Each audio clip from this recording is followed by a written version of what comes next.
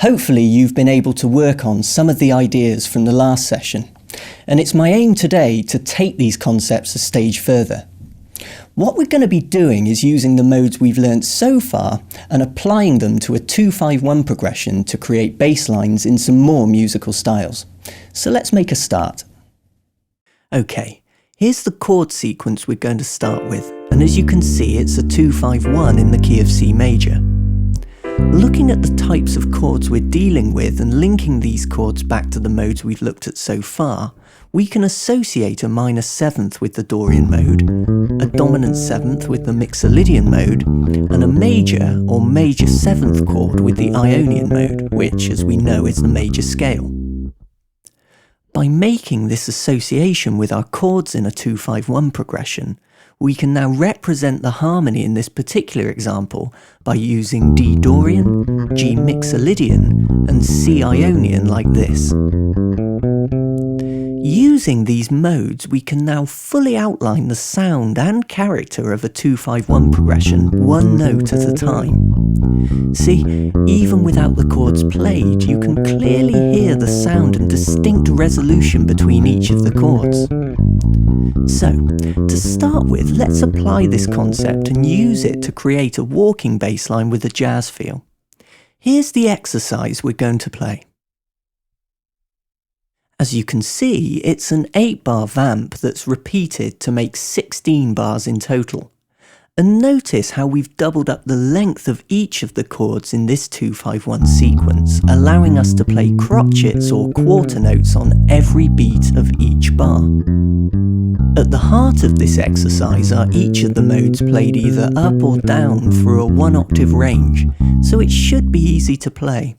But I want you to focus on making this exercise sound musical and smooth, and make the notes sit with the accompaniment. Okay, let's give it a go. After 4, a 1, 2, 3, 4.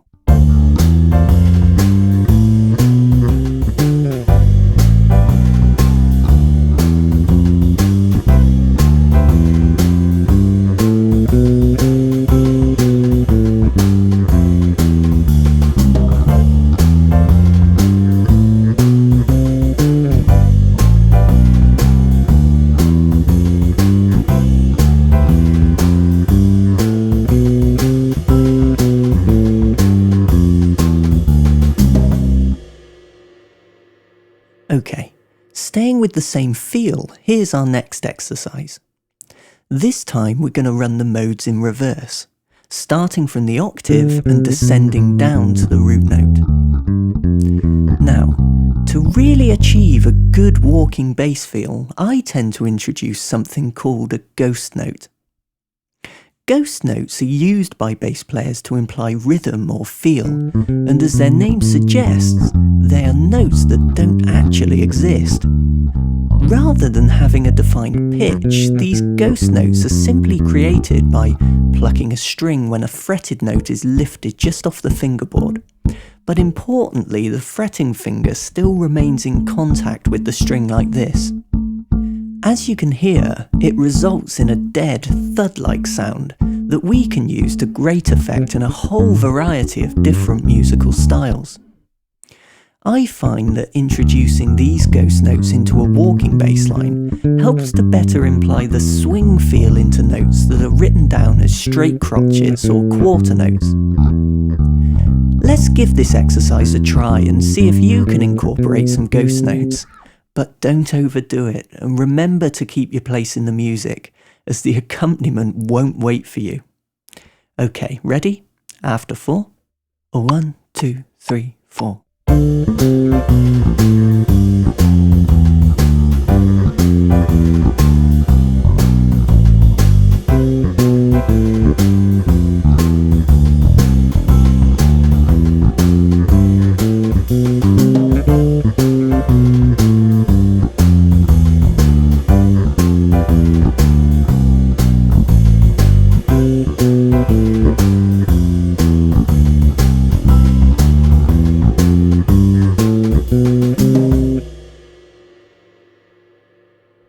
This time we're going to change musical style and use the same 2-5-1 progression, but interpret it in more of a pop feel.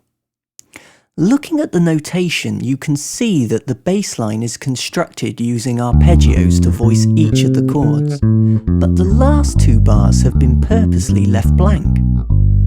Instead of playing what's written, we're being asked to improvise a bass line. Now, in music, the word improvise simply means to compose or write music on the fly. So, in the context of this little exercise, we're actually going to improvise or make up a bass line to fill in these two bars of music. Now, this might sound a little daunting, but if you look at the chord we're accompanying at this point, you can hopefully see that we just use the notes of a C major scale to create our ideas. So with this in mind, let's have a go at this exercise, and when you come to improvise, really try to make your ideas fit with the style of music.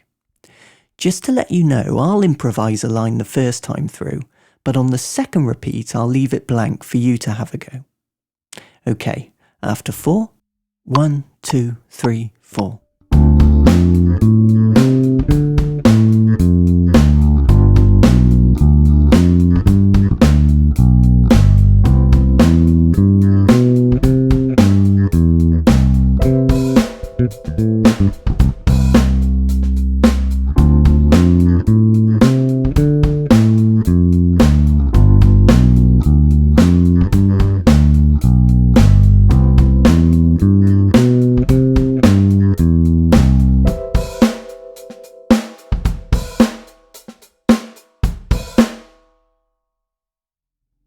Slowing everything down, this time I'd like to look at playing this particular progression in more of an R&B style. Also, just to mix things up a little, I've introduced another chord into the sequence. Okay, here's the chord progression we're going to tackle, and as you see, I've also marked in the modes we're going to use to play it in a moment. So, as you can see, I've added the chord of A7 to the end of the progression. Listen to this progression and you'll hear that the A7 now helps create a cadence to lead us back to the D minor 7 chord at the beginning.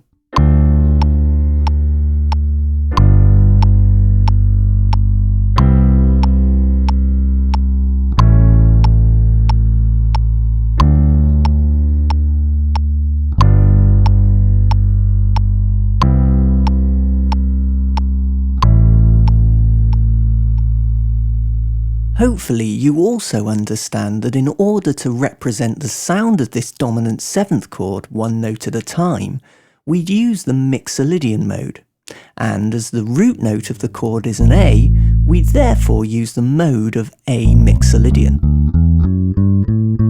Here's the notation for our 4th exercise. As you can see, it makes use of crotchets or quarter notes, as well as quavers or 8th notes.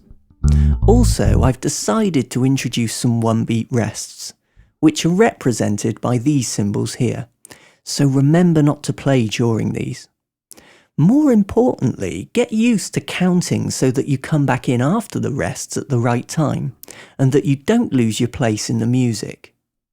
Okay, to help you with the placing of notes on the right beats of each bar, I've added the beat numbers where appropriate as a guide. Where this exercise differs from the others so far is that we're now using a mixture of chord and scale tones, and also notice that parts of the line are constructed using notes that are in step or in sequence from the modes they're from. To balance these in step, or to use another musical term, these scalar ideas, I've included some larger intervals between certain notes, so make sure you're reading ahead and you know exactly where to place your fingers. When we get to the A7 chord, we're just going to play A mixolydian, starting from the octave and descending down to the root. Okay, ready? 1, 2, 3, 4.